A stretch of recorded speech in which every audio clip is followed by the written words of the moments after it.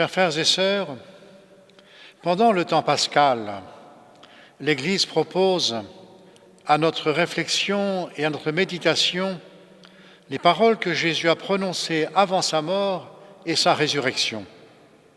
Celles-ci sont à comprendre comme les ont compris ceux qui les ont écrites après la résurrection du Christ. Il en est ainsi pour le passage du discours après la scène que nous venons d'écouter dans ce passage de l'Évangile selon saint Jean. Il y est question des demeures que Jésus va préparer pour ses disciples, du lieu où lui-même s'en va, du chemin qu'il faut prendre pour l'y suivre, du Père vers qui tous se dirigent. Parole mystérieuse que les disciples ne pouvaient pas comprendre tant que le Christ n'était pas entré dans sa gloire. Moi, je suis le chemin, la vérité et la vie, dit-il. Personne ne va vers le Père sans passer par moi. Ce que le Christ veut faire comprendre à ses disciples et donc à nous, c'est qu'il n'y a pas d'autre chemin que lui pour avoir accès au royaume. Rappelez-vous, dans l'évangile de dimanche dernier, le Christ se désignait comme l'unique porte du salut. Il faut donc mettre nos pas dans les siens si nous voulons entrer dans la vie éternelle et bienheureuse. Dans l'évangile de ce dimanche, le Christ va encore plus loin en disant à ses disciples « Quand je serai parti vous préparer une place, je reviendrai et je vous emmènerai auprès de moi, afin que là où je suis, vous soyez vous aussi. » Par ces paroles, le Christ manifeste sa sollicitude pour ses amis. Il les console, les assurant que chacun d'eux aura une place au ciel. Paroles ô combien utiles pour les disciples qui auront encore à vivre sans la présence visible du Seigneur. Le temps de lancer l'Église, d'annoncer et de répandre le fabuleux message de l'Évangile, extraordinaire à la fois par sa permanente jeunesse et par son actualité qui transcende toutes les époques.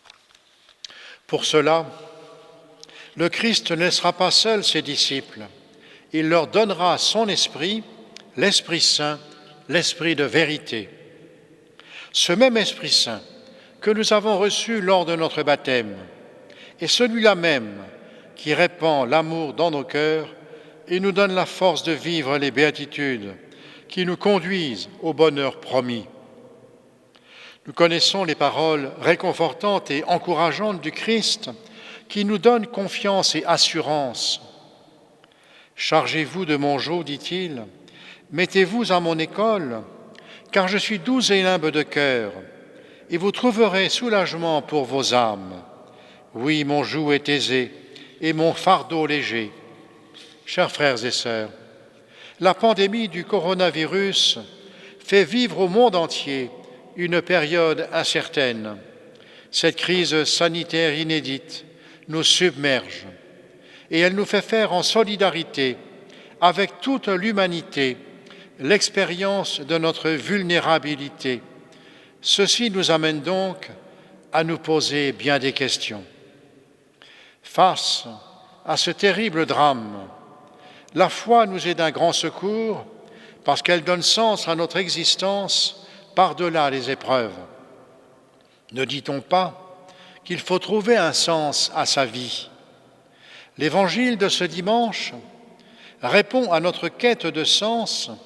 L'essentiel n'est-il pas de savoir pour qui l'on vit?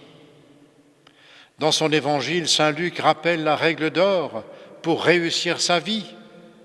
Tu aimeras le Seigneur ton Dieu de tout ton cœur, dit-il, de toute ton âme, de toute ta force et de toute ton intelligence, et ton prochain comme toi-même.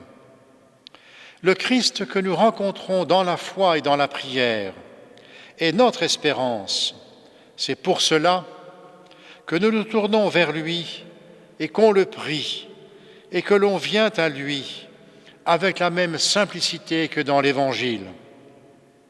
On le prie avec nos soucis, nos joies, nos succès, nos espoirs et nos peines, et nous lui disons « Si tu veux, tu peux me guérir. Viens, Seigneur, mon enfant est à toute extrémité. Aie pitié de nous, aie pitié de moi. » Ou encore « Je crois, mais viens à mon aide. Souviens-toi de moi. » On le prie avec la Vierge Marie qui est forte comme une armée rangée en bataille. Ce faisant, notre prière s'approfondit, nous nous adressons au Christ avec plus de confiance, avec ces mots par exemple. « Seigneur, tu sais mieux que moi. Oui, que ta volonté soit faite, aide-moi à l'accepter. » Et là, nous butons sur le problème du mal, qui est une réalité qui nous heurte et dont nous faisons tous l'expérience. Dans la prière du Notre Père, nous demandons au Seigneur de nous délivrer du mal, ce mal qui habite le cœur de l'homme et le mal du monde, le mal de la souffrance et du péché, et jusqu'au tentateur. Être délivré du mal, c'est être délivré du malin. Chers frères et sœurs, c'est en regardant et en priant devant notre crucifix que nous pouvons mieux comprendre pourquoi le Christ a accepté librement et par amour de s'offrir sa passion et de mourir sur une croix. Il l'a accepté pour vaincre le mal en transformant de l'intérieur la haine en amour. Le Christ est venu parmi nous pour partager notre souffrance et la remplir de sa présence, disait Paul Claudel. Nous ne sommes pas seuls. Le Christ est vivant. Il est à nos côtés.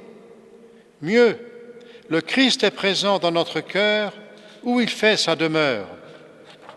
Dans notre prière, nous lui demandons que cette pandémie disparaisse au plus vite et que par la présence de son esprit, il réconforte les familles des malades comme les victimes du virus et qu'il ouvre leur cœur à l'espérance et à la confiance. Nous lui demandons la force dans la générosité, la bonté et la santé pour tous ceux qui soignent et accompagnent les malades avec leurs compétences et avec un dévouement exemplaire, sinon héroïque. Médecins, infirmiers, infirmières, travailleurs de la santé, pharmaciens, ambulanciers et bénévoles qui sont en première ligne et qui mettent leur vie en danger pour sauver d'autres vies. Le Seigneur qui est chemin, vérité et vie nous jugera sur la façon dont nous nous serons comportés avec les plus faibles. Chaque fois que vous l'avez fait à l'un de ces plus petits de mes frères, dit-il, c'est à moi que vous l'avez fait. Que la Vierge Marie nous aide à persévérer dans la foi qui est la clé pour entrer dans la vie éternelle. Elle qui prie maintenant et à l'heure de notre mort, nous lui demandons d'atténuer notre peur du jugement ultime pour laisser place à la paisible confiance parce qu'avec le Christ, son Fils bien-aimé, le dernier mot est à la miséricorde. Amen.